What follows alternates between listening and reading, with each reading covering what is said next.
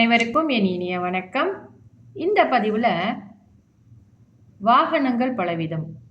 பிரதான தெய்வங்களுக்கு உரிய வாகனங்கள் பலருக்கும் தெரிந்திருக்கும். வாகனங்களை பற்றிய சில வித்தியாசமான விவரங்கள் இதோ.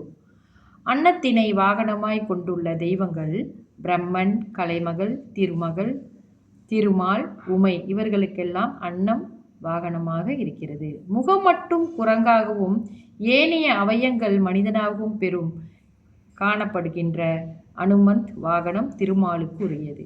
அக்னி தேவருக்குரிய வாகனம் செம்மறியாடு.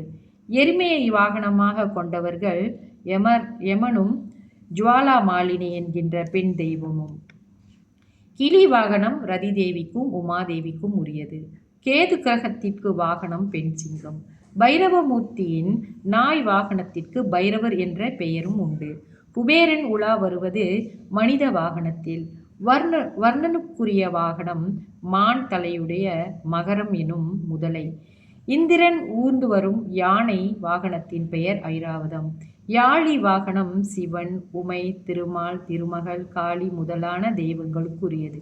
பொதுவாக வாகனங்களுக்கு வாகனம் எதுவும் கிடையாது. ஆனால் கருடனுக்கு மட்டும் வாகனம் உண்டு.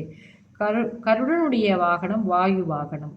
இந்த விஷயங்கள் நமக்கு தெரியாத விஷயங்கள். இதில் நம்ம வாகனங்களுக்குள்ள ஒரு நமக்கு தெரியாத விஷயத்தை நாம் இங்கே தெரிந்து கொண்டோம். நன்றி. மீண்டும் மற்றொரு பதிவில்